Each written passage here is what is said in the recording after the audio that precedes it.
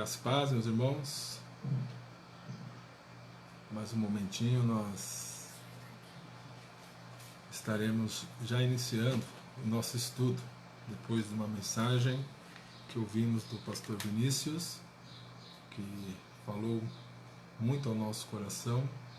Agora, neste outro momento de estudo, continuaremos a estudar aquilo que Deus tem colocado em nosso coração. Só aguardar alguns instantes para que os irmãos possam se conectar.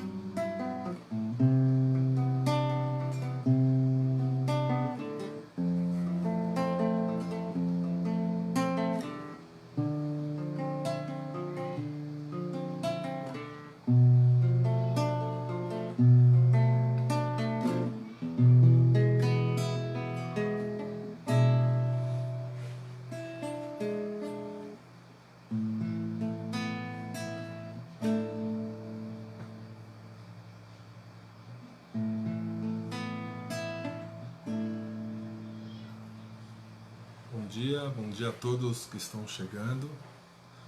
Graça e paz.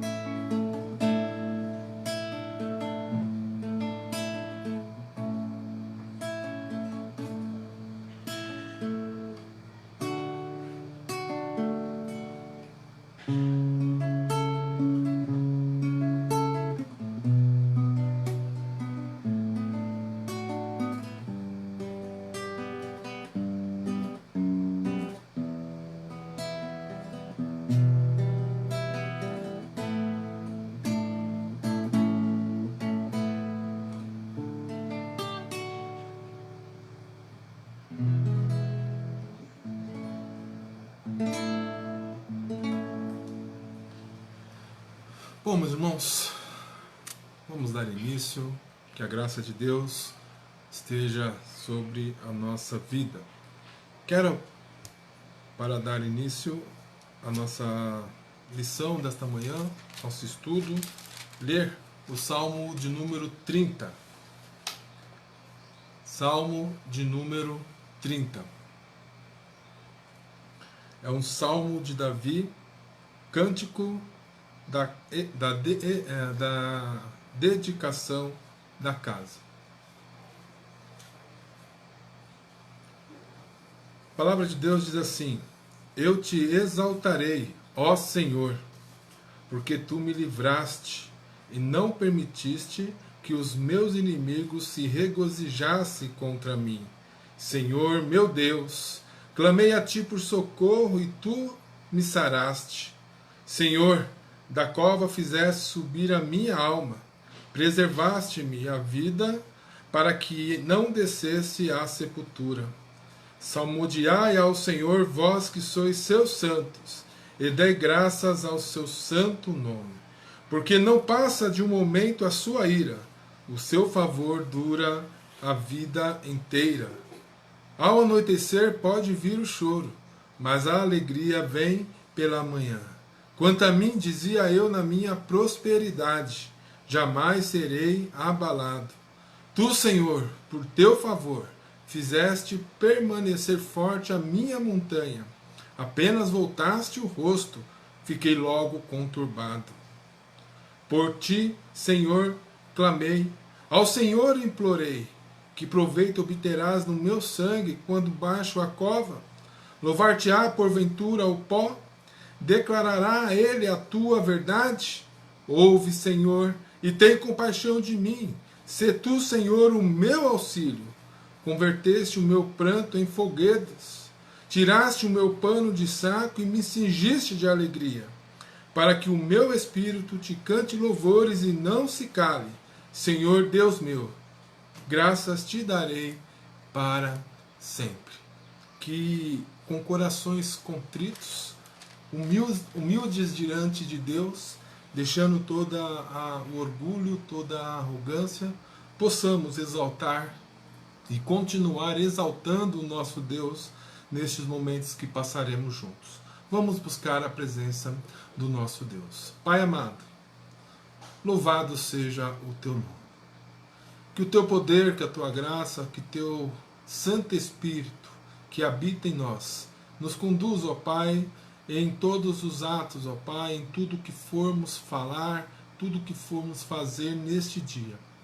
E que nestes momentos, ó Pai, momentos que estaremos com a palavra, com a tua palavra aberta, possamos retirar dela ensinamentos para que possamos colocar em prática em nosso dia a dia. Não nos deixe que o orgulho, a arrogância, a petulância nos afaste da tua palavra e também do Senhor, mas pelo contrário, que aquilo que o Senhor fez em Cristo Jesus nos motive a viver uma vida de prática na palavra de Deus, sendo humildes em Cristo Jesus, sendo mansos como Cristo Jesus é, e assim realizar e aprender mais da tua obra, da tua palavra. Perdoa as nossas falhas e fique conosco. Esta é a nossa oração em nome do Senhor Jesus. Amém. Meus irmãos, vamos cantar um cântico?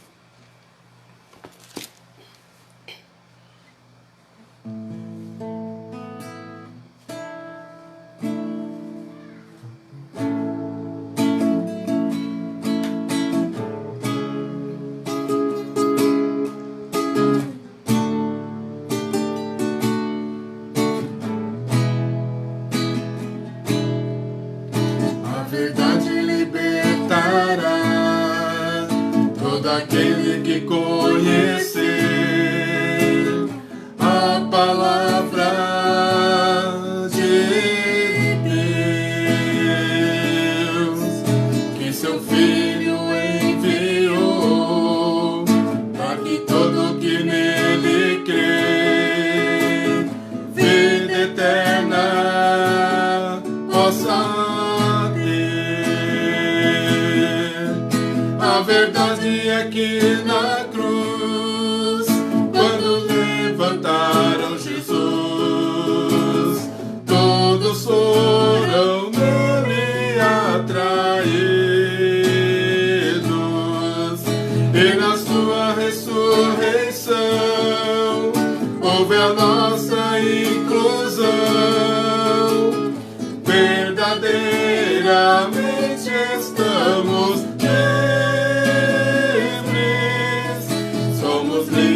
para amar nosso Deus e Pai, adorar em espírito e verdade. A verdade é que na cruz, quando levantaram Jesus, todos foram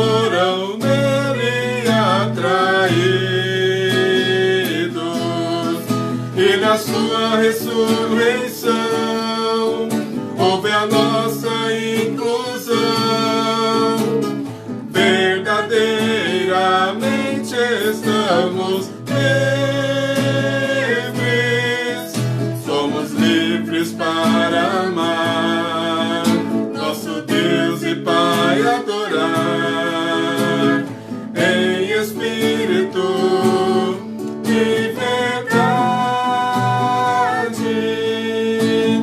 em espírito e verdade, em espírito e verdade.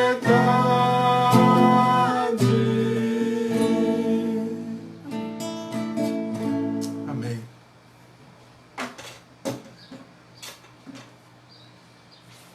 Ainda neste dia, no domingo, que separado para que nós possamos dedicar completamente a nossa vida, consagrar a nossa vida ao Senhor, convido aos irmãos que abram a palavra de Deus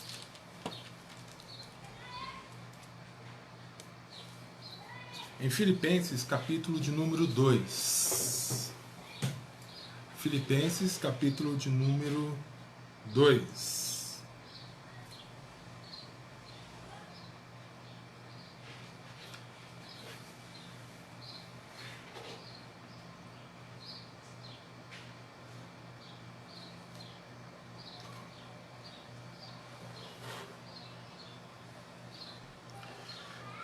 Diz assim a palavra do nosso Deus: se há, pois, alguma exortação em Cristo, alguma consolação de amor, alguma comunhão do Espírito, se há entranhados afetos e misericórdias, completai a minha alegria.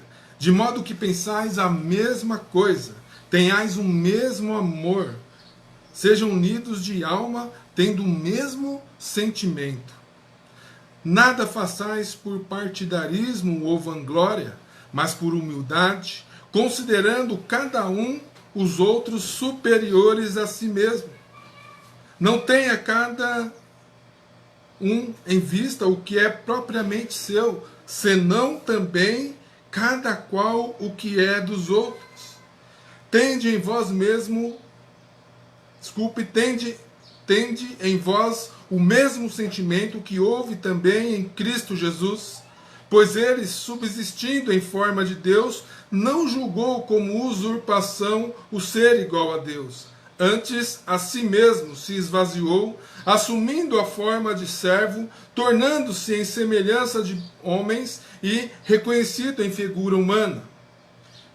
A si mesmo se humilhou, tornando-se obediente até a morte, morte de cruz. Pelo que também Deus o exaltou sobremaneira e lhe deu um nome, que está acima de todo nome, para que ao nome de Jesus se dobre todo o joelho, nos céus, na terra e debaixo da terra, e toda língua confesse que Jesus Cristo é o Senhor, para a glória de Deus Pai.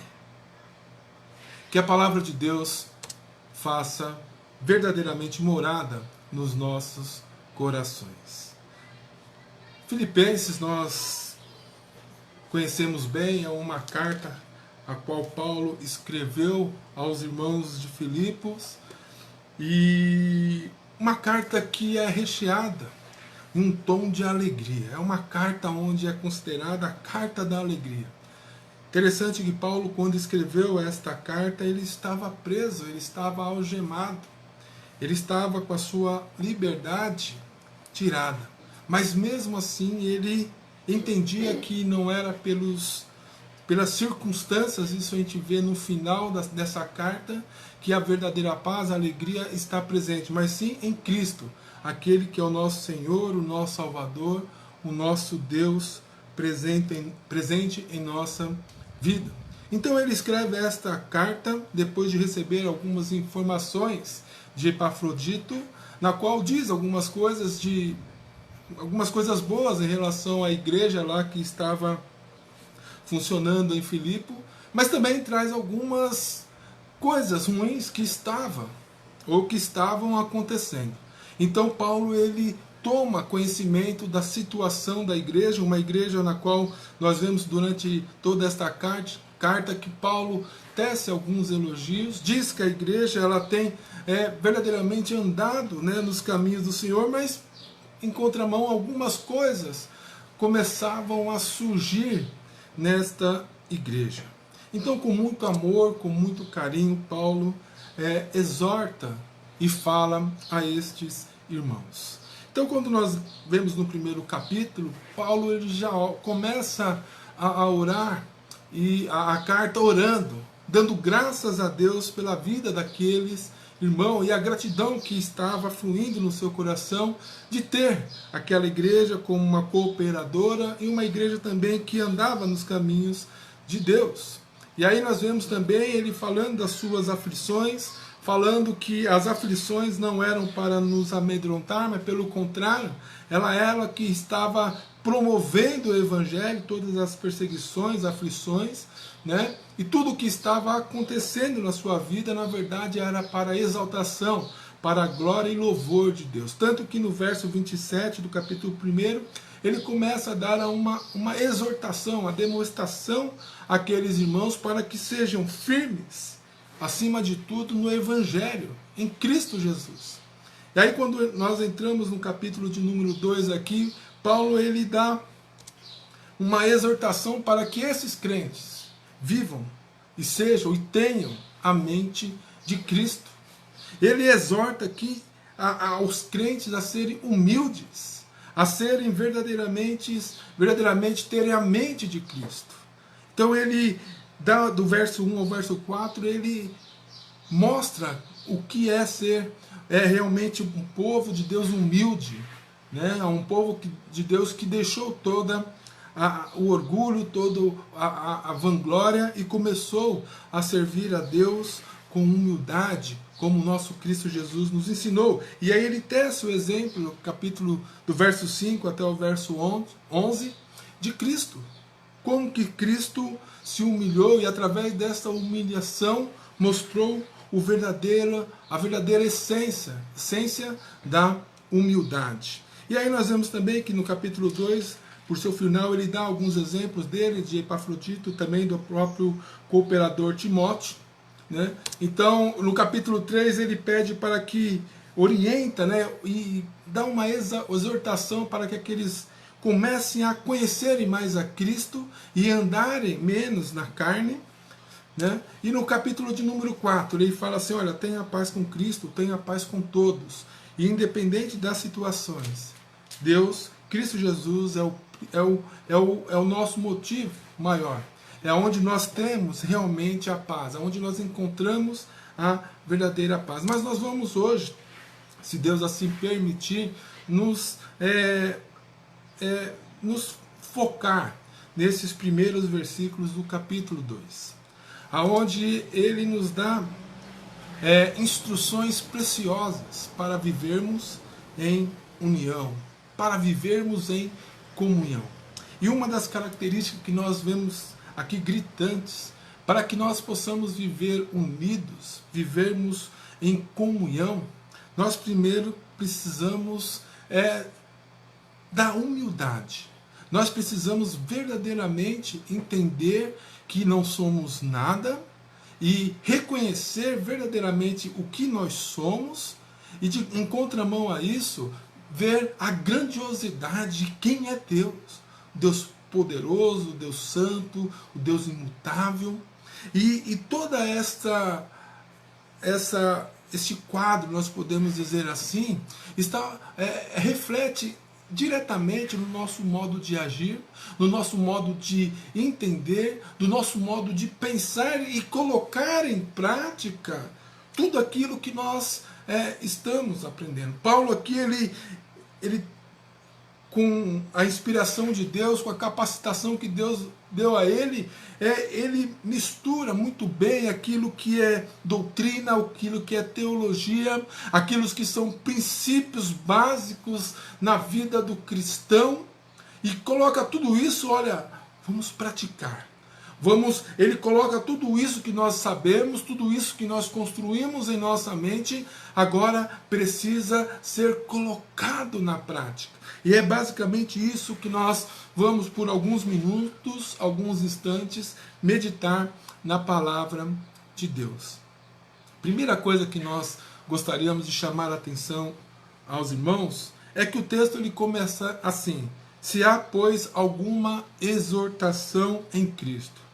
Este CA parece que, principalmente o C que nós encontramos aí, dá aquele ar de condicional. Olha, se vocês forem assim, se vocês forem daquele jeito, aí vocês vão receber isso ou vocês vão receber aquilo.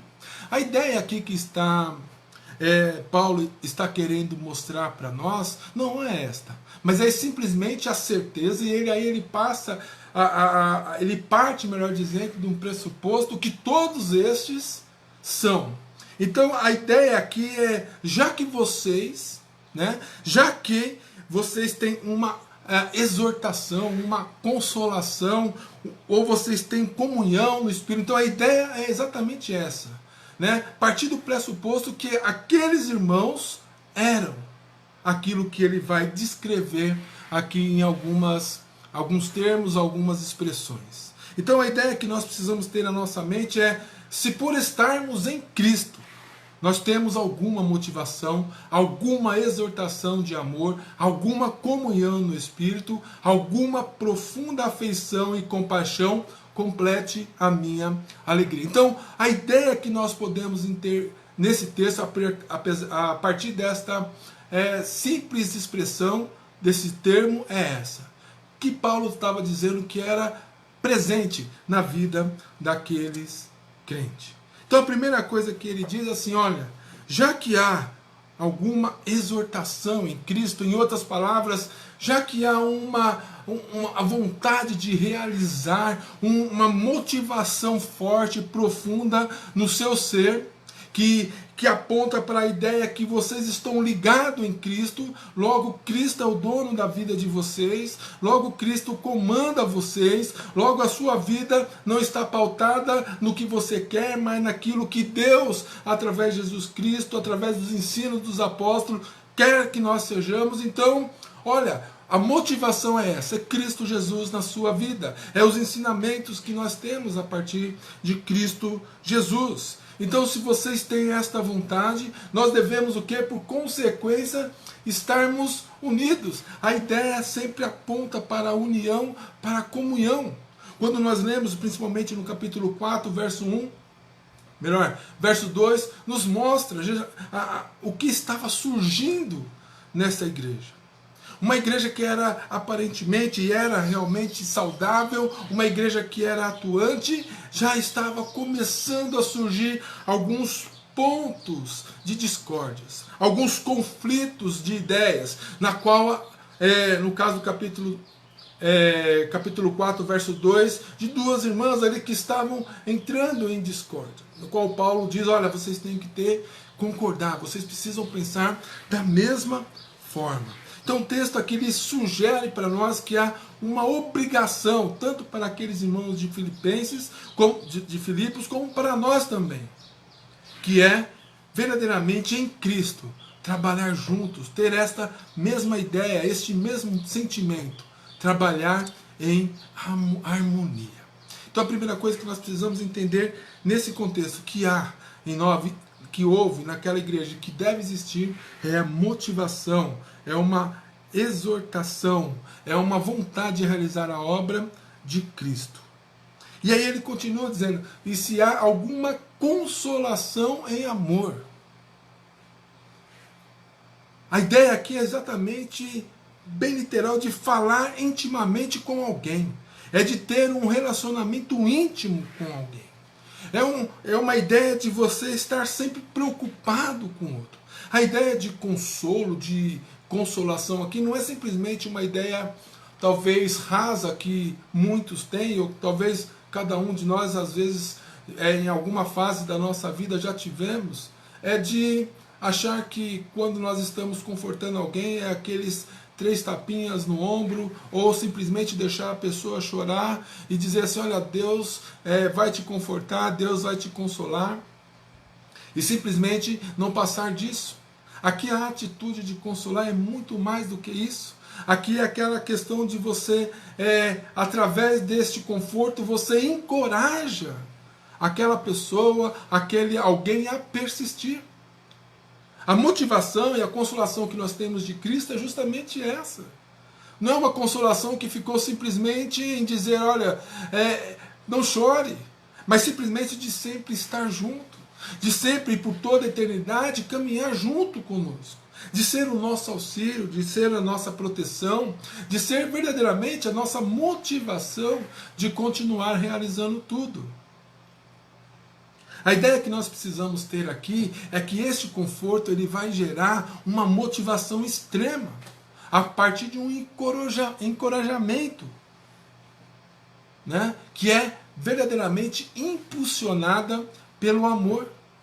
E aí nós vemos, como nós dissemos, aponta para Cristo Jesus, mas nós também podemos lembrar da ação do Espírito Santo, que é o nosso Consolador, aquele que habita em nós, aquele que dirige a nossa vida. É Ele que nos ensina, é Ele que nos exorta, é Ele que nos mostra como devemos fazer, é Ele que nos convence. Então é Ele que nos dá toda a motivação e nos encoraja a viver uma vida em Cristo Jesus. Em outras palavras, viver uma vida unida em Cristo Jesus e, por consequência, também com os nossos irmãos.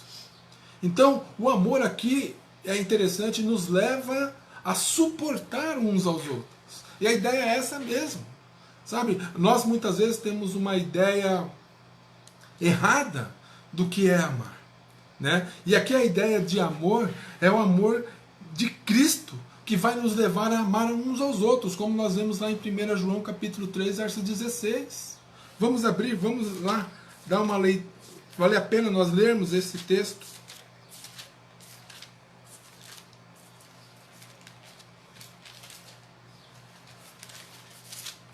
1 João, capítulo 3, verso 16. 1 João, primeira carta de João, capítulo 3, verso 16. Nisto conhecemos o amor, que Cristo deu a sua vida por nós e devemos dar a nossa vida pelos irmãos.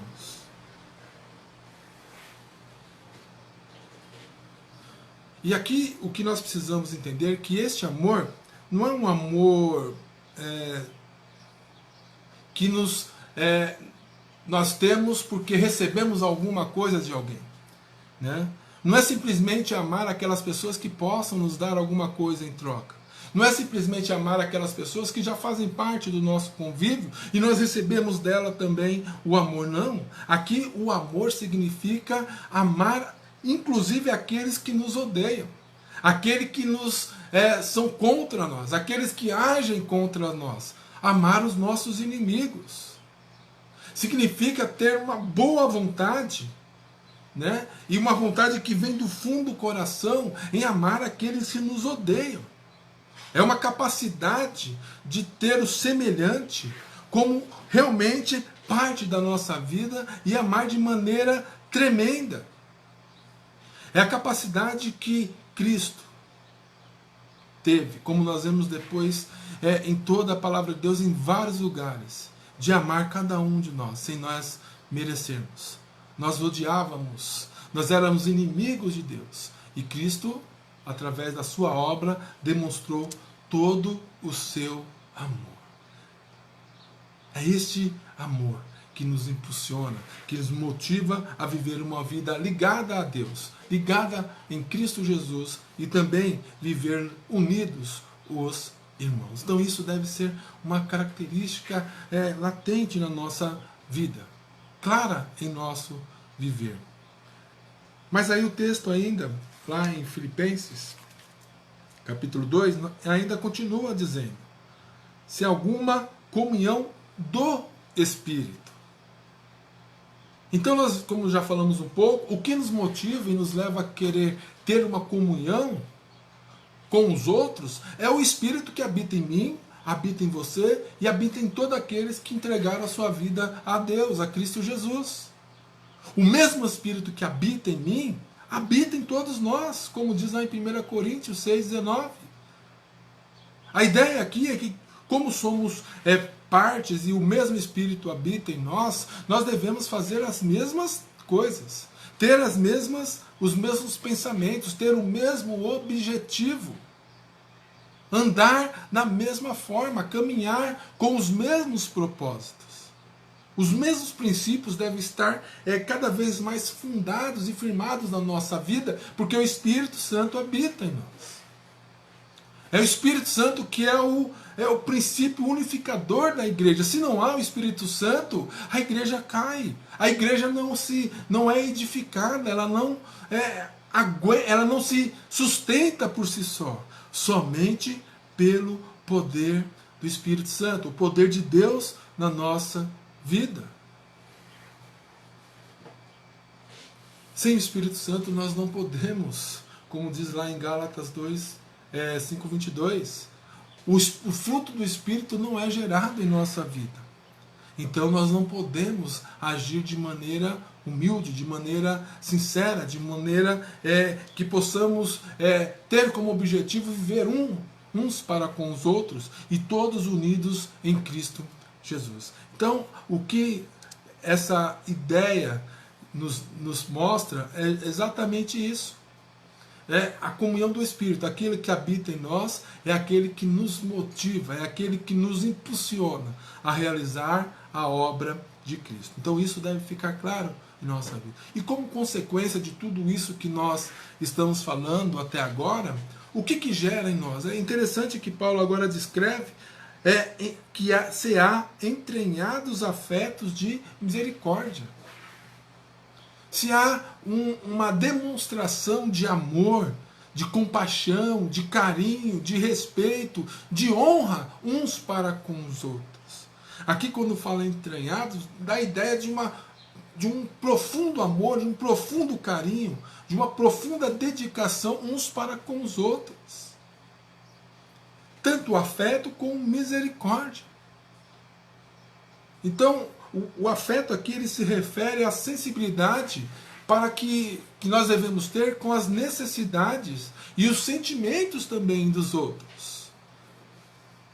Nos preocupar, estar atentos, ser sensíveis à necessidade um dos outros. E também compaixão significa o sentimento de sentir a dor do outro. Ou pelo menos tentar se colocar no lugar do outro. E sofrer, e querer que aquele sofrimento fosse nosso.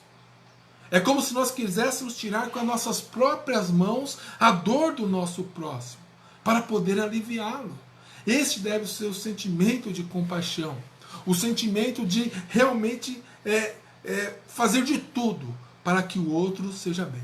Nós lembramos bem a parábola do bom samaritano. O bom samaritano também era inimigo dos judeus, e vendo ali um judeu passando necessidade, sofrendo, o que ele fez? Ele foi lá e ajudou, cuidou das suas feridas, levou para um lugar de conforto, e depois quando foi embora, falou assim, agora eu já fiz minha parte, agora você se vira. Não, ele se preocupou ainda com o que iria acontecer depois. Olha, se precisar de mais alguma coisa, se ele gastar, ter algum tipo mais de gastos, pode ficar tranquilo que quando eu passar aqui de novo, eu vou pagar. Então, entranhados afetos e misericórdia é essa ideia, de nós estarmos completamente ligados uns com os outros, amando, tendo a motivação de viver uns com os outros. E aí Paulo completa, afeto e misericórdia, completai a minha alegria. Então, quando nós temos tudo isso, então é motivo de alegria, é motivo de regozijo. Mas aí Paulo ele continua ainda a dar instruções agora. Quais são as características então desta unidade? Aonde que vai aparecer, podemos dizer assim, estas unidade, esta comunhão, estas coisas que nós falamos até agora. E aí ele diz assim no verso 2, continuando a leitura: de modo que penseis a mesma coisa. Interessante que, como eu disse, Paulo ele usa, né, da doutrina, da teologia, né, e mostra, né, quais são os padrões morais. Mas nesse contexto, mais do que saber estas coisas, as pessoas precisavam agora colocar em prática.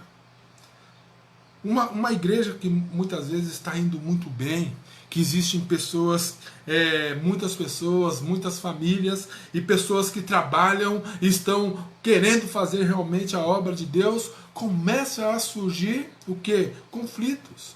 Começa a surgir desavença. E justamente por causa do quê? Por causa do orgulho, que lamentavelmente ainda está presente em nosso coração. Então nós precisamos entender aqui que Paulo está pegando tudo aquilo que ele sabe e dizendo assim, olha, vocês sabem, vocês têm isso, agora vocês precisam colocar em prática. Como? Pensando da mesma forma, tendo a compreensão do qual é o propósito pelo qual vocês estão aí. Porque vocês estão reunidos. Não é para satisfazer os desejos próprios, mas sim satisfazer a vontade de Deus. Não foi assim como nós acompanhamos na continuação deste capítulo?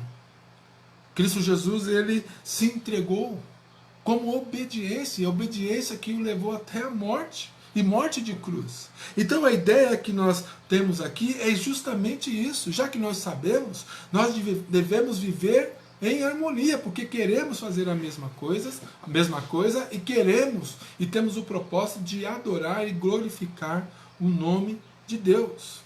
Ter uma mente não significa que os crentes têm que concordar com tudo.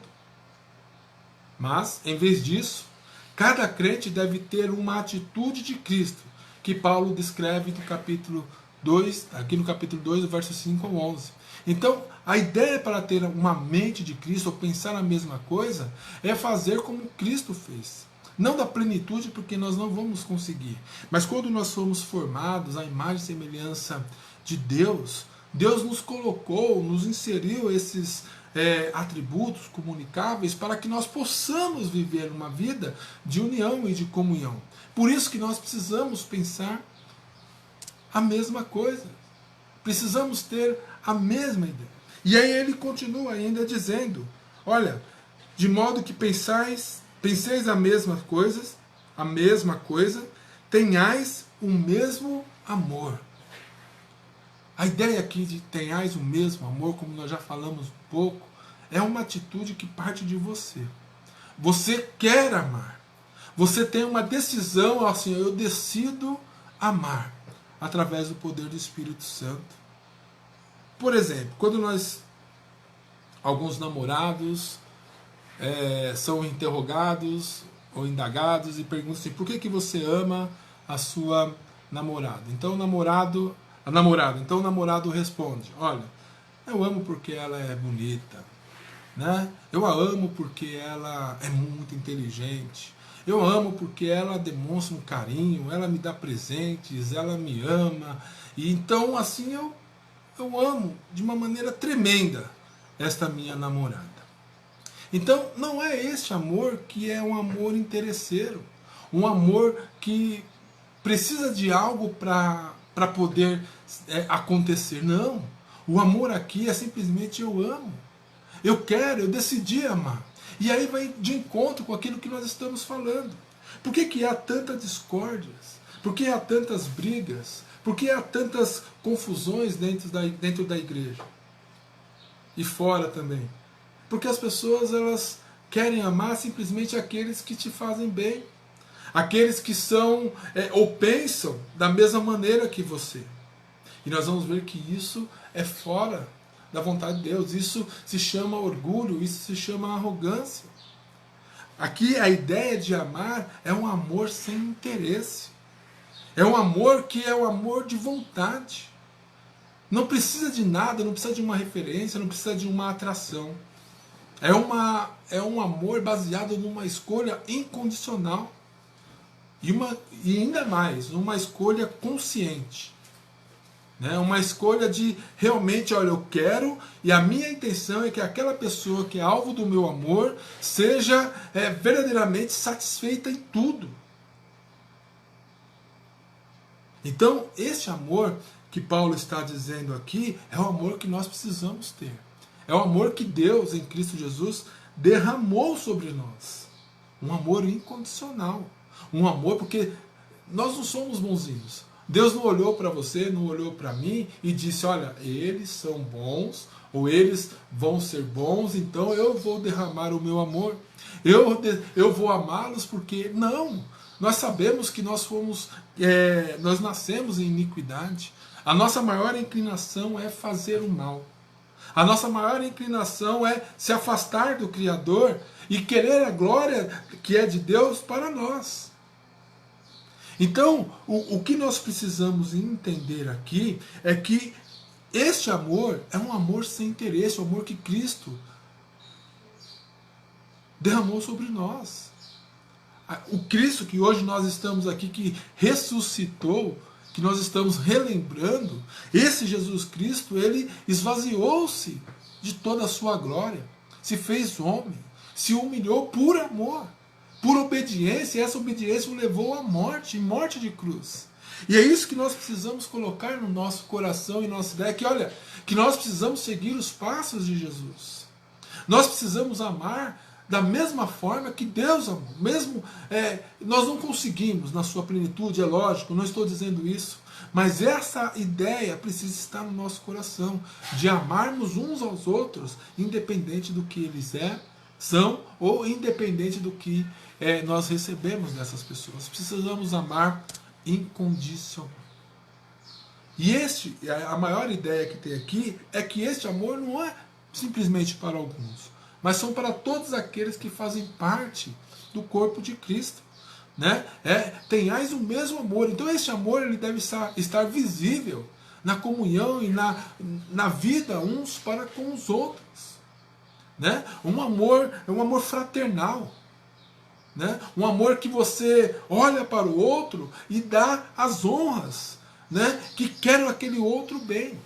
Então inclui de maneira tremenda um desejo de servir o outro.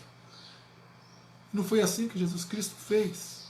Né? De contribuir para que todas as necessidades dos santos, daqueles que nos rodeiam, possam ser satisfeitas. É ter um espírito de hospitalidade, como nós encontramos lá em Romanos. Então, qual é a nossa referência deste amor? Como já disse, é Cristo Jesus. Muito embora nós não possamos fazer da mesma maneira, ou ter este amor da mesma maneira como Deus nos deu, mas Ele é o exemplo, é o maior exemplo, é o exemplo o padrão a qual nós devemos buscar e persistir durante toda a nossa vida, é o padrão em Cristo Jesus. E este amor é um amor que nós temos uns para com os outros, é um amor também que nós devemos ter por Cristo Jesus. E aí, mas o texto ainda continua. O texto diz assim: tenhais o mesmo amor, sejais unidos de alma. Nós, para estarmos unidos, no Espírito ainda, no Espírito Santo de Deus, esse que nos une, né, de maneira tremenda, né, e que nos dá a ideia de pensarmos a mesma coisa, essa ideia de viver em harmonia. Né? Então, quando nós pensamos em unidos de alma, nós precisamos colocar assim a humildade, o amor, o carinho, o respeito, os afetos entrelaçados na nossa vida cotidiana uns para com os outros. Então, o que é o oposto disso? Então, todo o ódio, toda a ambição pessoal, tudo o que eu quero para mim é para mim, isso é excluído da nossa vida. Toda a inveja que possa existir também é excluída da nossa vida. Não temos ciúmes e nenhum outro tipo de males consequentes ou vindos desses que nós citamos por último. Mas nós precisamos o quê? Exercitar o fruto do Espírito, o fruto do amor. É isso que nós precisamos ter em nossa ideia. É isso que é ser unidos de alma. A unidade aqui do Espírito fundamenta de forma tremenda a verdade, né, que encontramos. Né? Na verdade, toda esta união é fundamentada na palavra de Deus. Então nós precisamos ter este conhecimento da palavra de Deus. O que eu estou querendo dizer é que na nossa igreja, onde nós vivemos, não deve existir disputas. Não devemos buscar interesses pessoais. Não queremos usar ou de um ofício, ou de um cargo, ou simplesmente um status para conseguir a nossa própria projeção pessoal.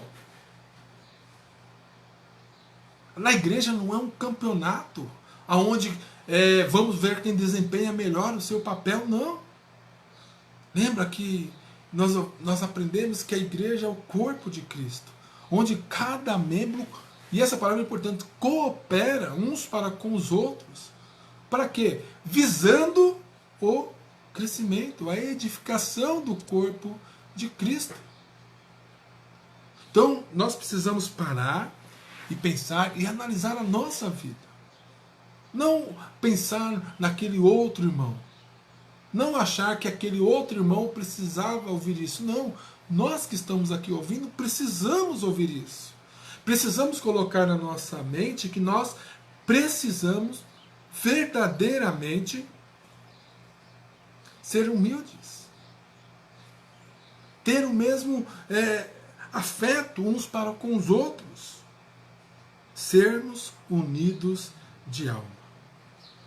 E aí Paulo, no verso 2, termina assim: tendo o mesmo sentimento. Demonstrando este mesmo sentimento.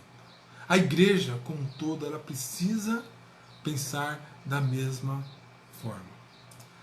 E a ideia que nós temos aqui, estava ontem pensando, e aqueles que são da minha idade, né, vão saber bem deste exemplo que eu vou dizer. Todos nós, quando crianças, e até há pouco tempo também, nós assistimos aqueles episódios do Chaves. E o Chaves, o Kiko, a Chiquinha e companhia ali, eles decidiram uma vez montar uma banda. Fizeram lá os seus próprios instrumentos e realmente quando contavam 1, 2, 3 e começavam, era aquela música totalmente desafinada. Aparentemente cada um dos outros, cada um tocava uma música diferente da outra. Então, quando nós ouvimos aquilo, o que acontece? Há uma dor nos nossos ouvidos. Não há harmonia, não há ligação uma coisa com a outra. Mas o que? Há uma completa desarmonia. E é justamente essa ideia que nós precisamos entender. É exatamente esta ideia que nós precisamos ter, que o povo de Deus ele não pode ser assim como essa bandinha do Chaves, não. Mas ele tem que tocar a mesma música, todos afinados, de uma forma na qual o resultado disso seja algo maravilhoso, que é a união, que é o pensar cada um e todos pensar a mesma coisa. Nós precisamos pensar verdadeiramente em glorificar a Deus, ter o propósito de adorar a Deus, de entregar as nossas vidas a Deus e de não fazer aquilo que é dos nossos interesses. Nós não somos competidores. Isso serve para pastores, isso serve para presbíteros, isso serve para diáconos, isso serve para membros da igreja. Nós não somos competidores, pelo contrário. Nós precisamos ter ideia que nós vivemos um para o outro. Então nós somos colaboradores. Nós precisamos colocar essa disposição em nosso coração. A ideia que Paulo está dizendo aqui é justamente isso. E como que isso vai se dar? Através da humildade. Através de você ser um crente, um homem, uma mulher humilde. Né? E o que quer dizer humilde? Né? Nós, muitas vezes, quando falamos de humildade, achamos que é aquela pessoa mais simples, aquela pessoa que não teve tanta oportunidade na igreja, ou aquela pessoa que sempre dá o lugar para o idoso, ou para uma pessoa que está gestante. Tudo isso são aspectos muito rasos do que é ser humilde. Quando nós olhamos para a palavra de Deus, e nós vemos em vários lugares tratando sobre a humildade, e em tese, uma ideia geral e bem resumida, humildade é você entender quem você é. A humildade é entender quem nós somos. Quão pequenino nós somos. Como pecadores nós somos. Como insignificantes mediante a um Deus grandioso que nós temos, o que nós somos. E que em contrapartida disso, reconhecer quem é Deus. Que Deus é o Deus Todo-Poderoso, o Deus Criador dos céus e da terra, o Deus que é perfeito, que é imutável, que é eterno, o Deus que é soberano, o Deus que nós não podemos, com palavras, dizer quem é este Deus. Por isso que Ele se revelou a nós, dizendo quem Ele é. Então, quando nós entendemos a grandiosidade de Deus e como nós somos pequeninos diante de Deus, aí nós começamos a traçar ou trilhar o caminho da humildade.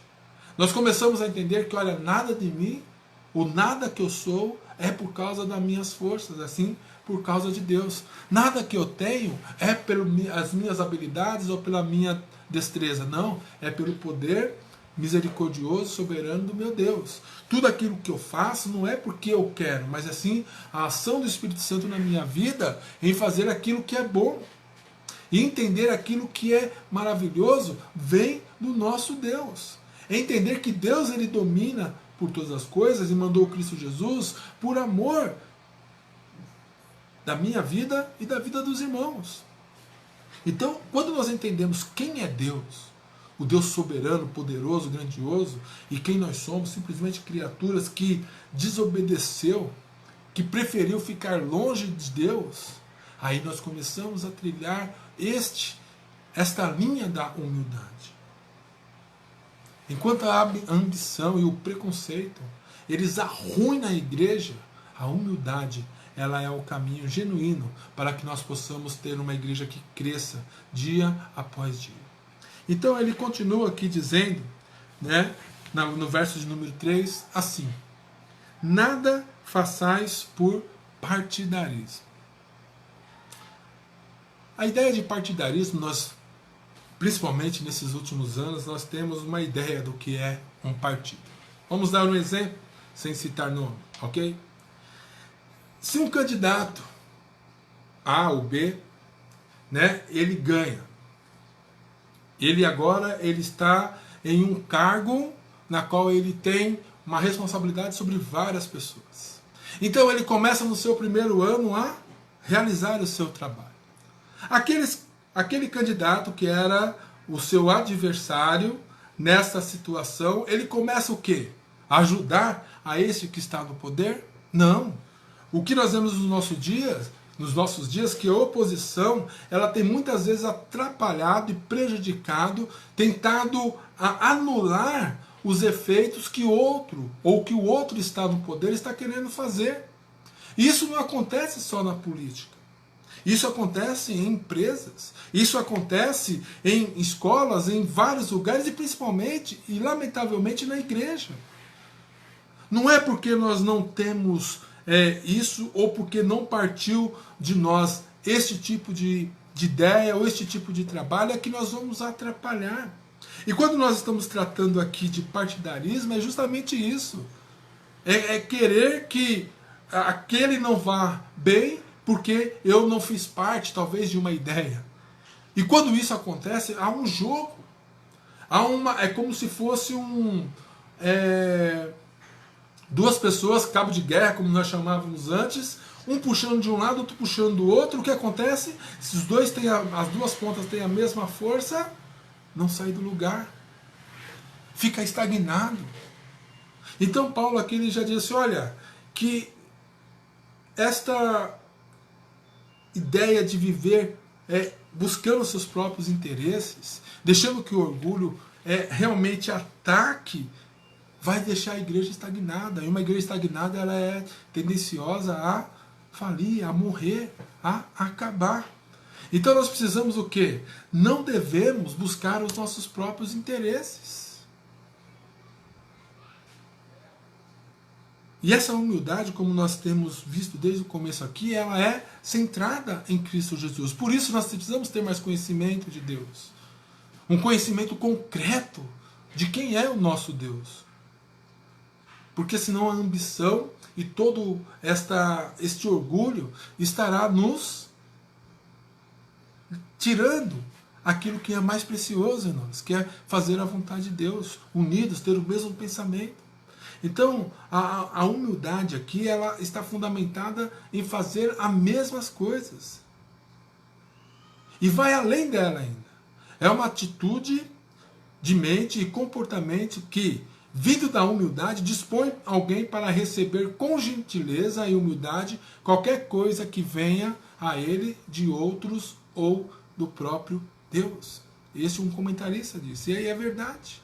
Se nós não formos humildes, muitas vezes nós não vamos querer receber aquilo que está vindo a nós. Porque muitos não querem servir a Cristo. Porque eles não aceitam. Porque eles não têm, através do poder do Espírito Santo, né, a mente transformada para poder entender que somente em Cristo nós temos a nossa redenção. Então o orgulho os faz recusar. Então aqui a ideia, olha, não façais nada por partidarismo, e aí ele usa o quê? Ou vanglória. E essas duas expressões, elas estão intimamente ligadas com o orgulho. Né? Elas estão intimamente ligadas com o orgulho. E este orgulho, como ele usa aqui o termo vanglória, isso tem sido demonstrado na palavra de Deus desde o começo, desde Gênesis.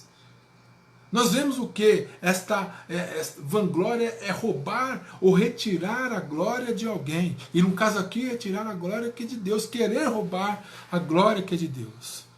O próprio Satanás, quando estava no céu, ele teve esta atitude. Ele queria a glória para ele. E Deus o expulsou. Deus o condenou. Quando nós vemos Adão e Eva, estava em plena comunhão com Deus, mas aquilo parece para eles não foi suficiente, então eles queriam mais. Foram lá e desobedeceram a Deus. Em outras palavras, eles queriam ser que nem Deus, retirar a glória de Deus, ou querer retirar. Né? Quando nós vemos também a história da Torre de Babel, e aqui no texto diz que o nome de Cristo, esse foi exaltado diante de Deus. Aquele povo lá, aqueles homens, eles queriam que o nome dele fosse exaltado, que chegasse até o céu. Então Deus agiu de maneira severa e castigaram duramente cada um deles.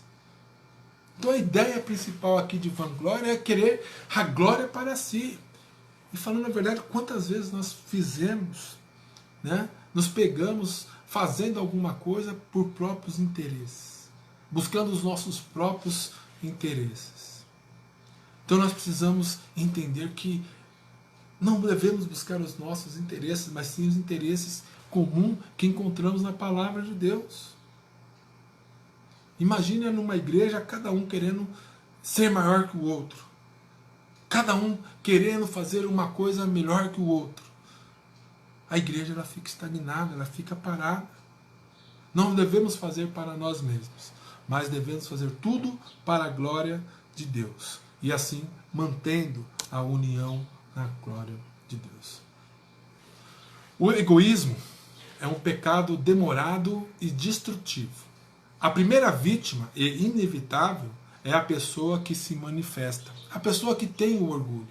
Mesmo que ninguém seja prejudicado. Porque este pecado, como qualquer outro, começa em um coração pecaminoso.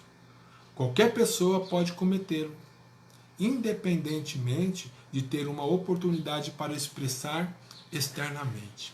O que está dizendo aqui, nesta frase que nós pegamos de um comentarista, ele está dizendo assim que o coração do homem ele é pecaminoso. O coração do homem, ele só quer, por causa do pecado, fazer o que é mal. Então, o egoísmo, toda essa arrogância, este orgulho, ele está inserido e impregnado no coração do homem de tal maneira que o orgulho, por mais que ele não expresse, por mais que ninguém saiba, por mais que ele tente demonstrar, o orgulho já brota no coração dele e pode matá-lo, pode destruí-lo, sem mesmo que ele possa manifestar para alguém. Então, além de o orgulho, quando é expresso, ele causa grandes danos em toda a igreja e na comunidade, também quando nós somos orgulhosos, nós somos e guardamos esta arrogância, queremos esta glória para nós, nós mesmos somos prejudicados, nós mesmos sofremos com tudo isso. Então, meus irmãos, nós precisamos o quê? Entender isso. Tudo que nós devemos fazer, o texto aqui diz, olha, não faça por partidarismo ou vanglória, mas por humildade. A humildade deve ser a marca do cristão. A humildade deve ser intrínseca no nosso caráter. Quando nós vemos as bem-aventuranças, a primeira bem-aventurança é justamente isso. O que é pobre de espírito, o que é humilde de espírito, aquele que reconhece que Cristo é o seu Senhor e que nele não há nenhum, em que no homem não há nenhum bem, somente em Cristo. Então, a ideia de humildade não é algo que, olha, eu vou conquistar. Não.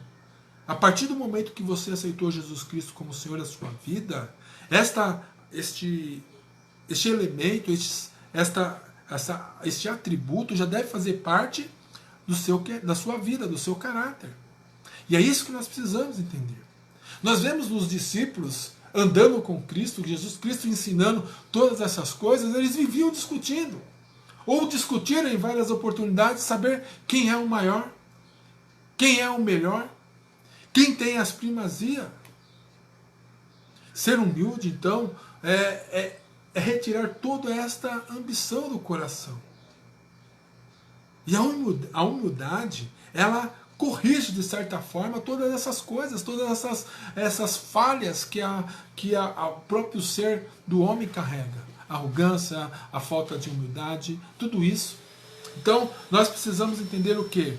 Que nós precisamos nos alicerçar, né, nesta humildade, no qual Cristo mesmo diz, eu sou manso e humilde de coração. E Ele chama cada um de nós a aprender com Ele, né, a fazer o que Ele faz, a fazer o que Ele fez durante o tempo que Ele passou aqui, a viver uma vida de obediência, uma vida de santidade, uma vida de dependência de Deus. Então, viver humilde é ser completamente dependente de Deus, de Cristo Jesus em nossa vida e da ação do Espírito Santo.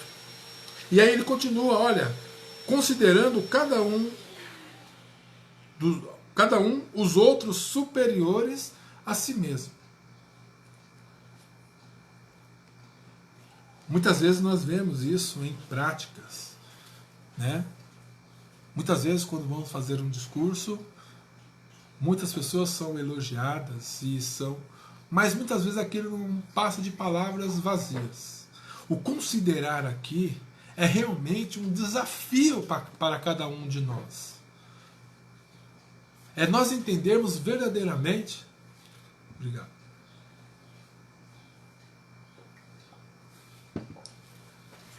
É entendermos verdadeiramente qual que é a nossa condição, que nós somos criaturas de Deus, que lamentavelmente o pecado nos alcançou, então nós somos pecadores, né? E que aquela pessoa que está à nossa frente, que é alvo do nosso amor, que é alvo da nossa compreensão, que é alvo dos nossos afetos, ela também é pecadora.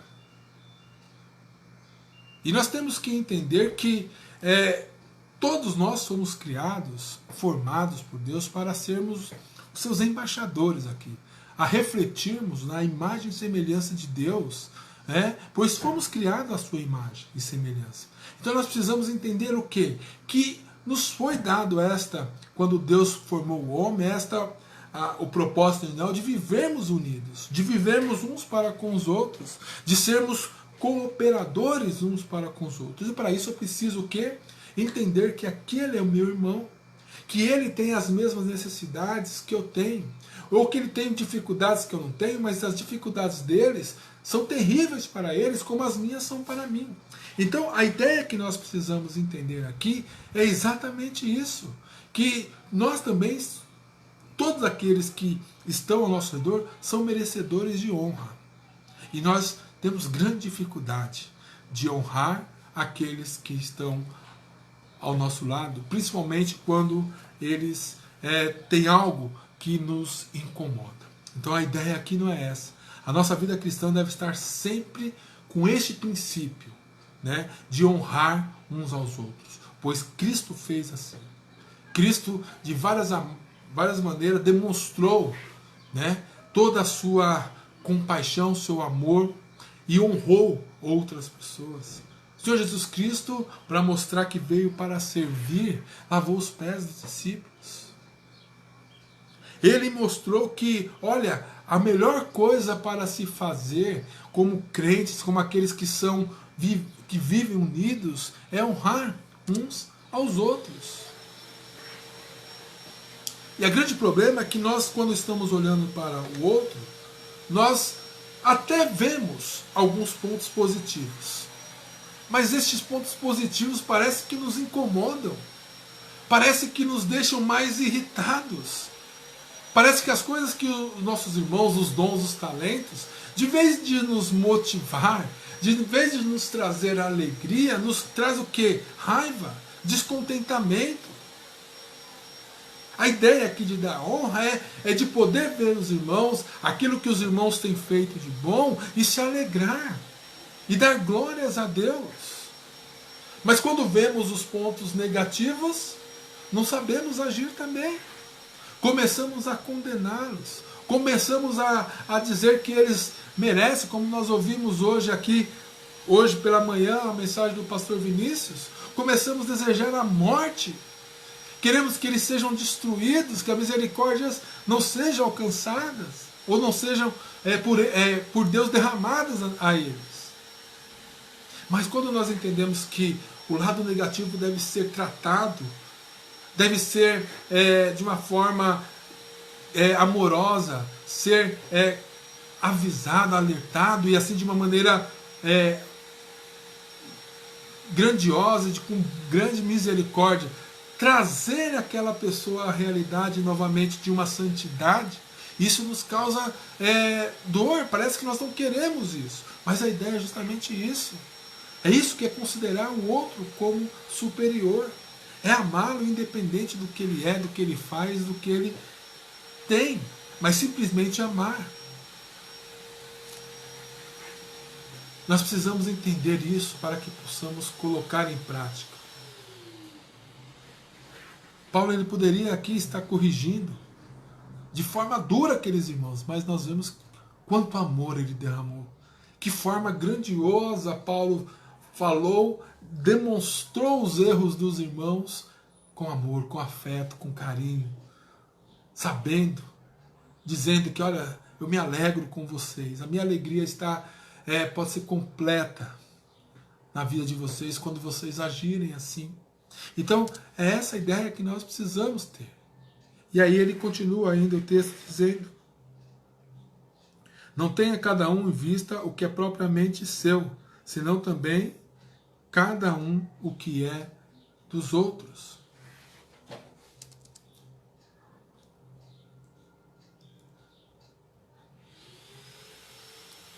Para que nós possamos entender aqui essa ideia, nós precisamos ter em mente tudo isso que nós já falamos até agora, né?